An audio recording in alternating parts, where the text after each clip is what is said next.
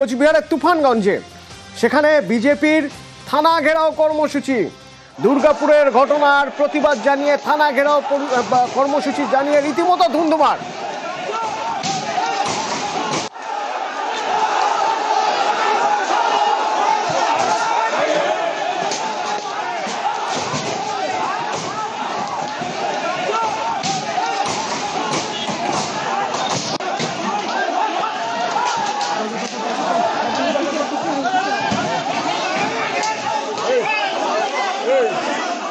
এখান থেকে শুভঙ্কর রয়েছে আমার সঙ্গে। শুভঙ্কর, কতক্ষণ ধরে এই পরিস্থিতি চলেছিল?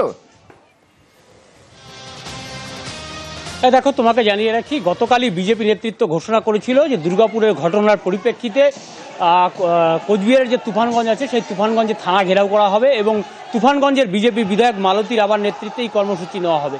এদিন তারা যখন মিছিল করে যাচ্ছিলেন তুফানগঞ্জ থানার দিকে, সে সময় তৃণমূল আশ্রিত দুষ্কৃতীরা সেই মিছিলের ওপর হামলা চালায় বলে অভিযোগ। ধুন্ধুমার বেঁধে যায় সেই মিছিলের মধ্যে। পরে তুফানগঞ্জ থানার বিশাল পুলিশ বাহিনী লাঠিচার্জ করে দুপক্ষকে হটিয়ে দেয় এবং এই যে মিছিল পাল্টা মিছিল, এই ঘটনাকে কেন্দ্র করে যথেষ্টই উত্তপ্ত ছিল এদিন তুফানগঞ্জ শহর। অতনু, ধন্যবাদ। চুরি করতে করতে বাংলাটাকে শেষ করে দিয়েছে এদের গন্ডারের চামড়া, গরু, বালি, পাথর, চাকরি, পায়খানা সবই চুরি করে শেষ করে দিয়েছে বাংলাটাকে। আর এই সংস্কৃতি শুরু করেছে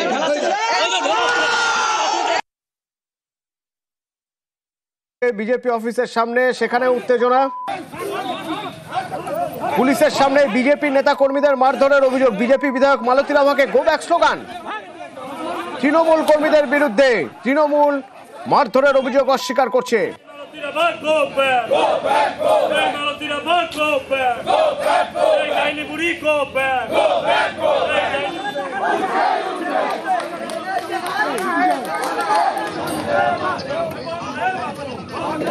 পুলিশের উপস্থিতিতে এই তৃণমূলী হারমাদেরা আমাদের কার্যকর্তাদের আক্রমণ করে এবং বেধড়ক মারধর করে, বাইক ভাঙচুর করে। এটা দুর্ভাগ্যজনক। বিজেপি কি কোনো কর্মসূচি নিতে পারবে না তৃণমূল কংগ্রেসের এই শাসনকালে? এই রকম মনোবৃত্তি যাদের, তাদেরকে জনগণ দূরে ঠেলে দেবে এবং এর বিচার তো হবেই। আমরা রাজনৈতিকভাবে এর মোকাবেলা করব। তৃণমূলের কিছু লোক আমাকে পুরো লাথি মারলো, ঘুষি মারলো। আমার এইখানে ঘুষি মারছে, পিঠে ঘুষি মারছে, একদম পাকা রাস্তায় ফেলে একদম এলোপাতারি লাঠি সোটা দিয়ে লাথালাথি আর কি। আপনাদের কজনকে মারধর করে? আমি তো ছিলাম, আমার আগে আরও একজন নাকি হয়েছে। ওনার দেখা কোনোদিন পাওয়া যায় না, হঠাৎ করে আসবে আর মানুষকে বিশৃঙ্খলাতে বিভ্রান্তিতে ফেলবে। এই যে গো ব্যাক স্লোগানটা কিসের জন্য? আমরা চাই না যে উনি এসে এই তুফানগঞ্জকে অশান্ত করুক, এর জন্য go back.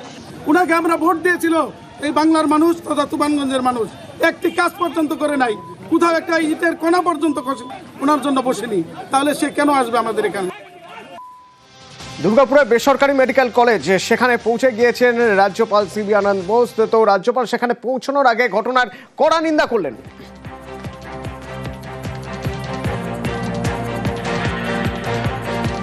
Such instances are on the increase in West Bengal. This shows a degeneration in society. Government has to act firm. We will certainly take stand steps to ward off such things in future.